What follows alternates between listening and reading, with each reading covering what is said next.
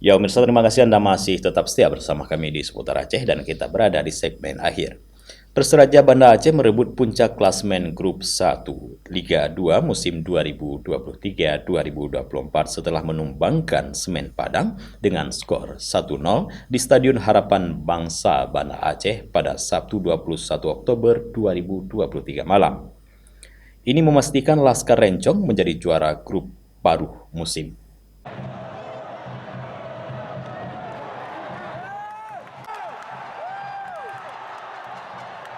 Kemenangan ini membuat Perseraja kini mengoleksi 14 poin. Perseraja sudah meraih 4 kemenangan dan 2 hasil imbang tanpa kalah. Kemenangan ini sekaligus menumbangkan rekor tak terkalahkan ke Bau Sirah. Julukan Semen Padang, pasukan Dev Riyadi turun ke posisi kedua dengan 11 poin. Gol kemenangan lantak laju diciptakan Ramadan di babak pertama.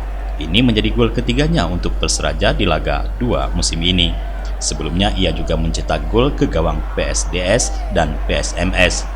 Perseraja tampil tanpa legend asingnya Andik Firmansyah sudah turun kembali setelah absen 2 laga. Trio lini depan Perseraja diisi Andik, David, Lali, dan Ramadan. Sementara Semen Padang mengandalkan trigger asingnya yang sudah mencetak 5 gol berduet dengan Roken Tampu Bolon. Mereka tampil dengan skema 3-5-2. Namun mereka masih tampil tanpa Rosat Setiawan. Perseraja tampil menyerang sejak awal laga. Perseraja membuka keran skor menit ke-25. Umpan Andik Firmansyah diteruskan dengan tundukan Ramadan ke sisi kiri gawang Fakhrul Razi.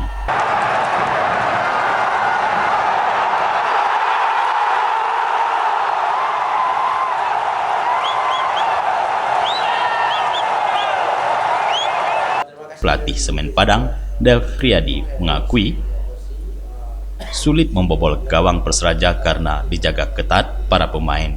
Ia menyebutkan lantak laju memarkirkan pemain di bawah pada babak kedua. Berjalan nggak sesuai game plan kita? Game plan kita sebenarnya berjalan ya, tetapi gimana dia parkir fokus di bawah ya, sulit menembusnya. Banyak juga yang cedera yang itulah sepak bola Indonesia lagi.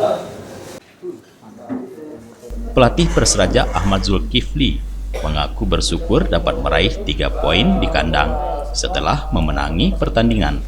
Ia memuji permainan Ramadan CS. Pada awalnya semua berjalan sesuai dengan taktikal. Mereka tidak mampu bermain dengan baik. Kita juga mampu mengembangkan permainan sampai akhirnya kita kurang pemain dan kembali kena cedera, itu kita udah mulai agak sedikit konsentrasi kita ke bertahan. Tapi syukur alhamdulillah anak-anak luar biasa dan dia bisa mempertahankan keunggulan kita di babak pertama.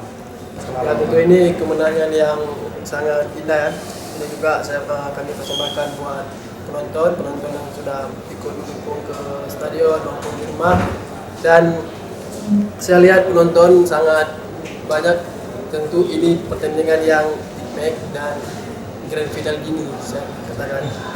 Semoga pertandingan selanjutnya penonton bisa meramaikan stadion seperti ini. Dari Banda Aceh, Tim Liputan Aceh TV melaporkan.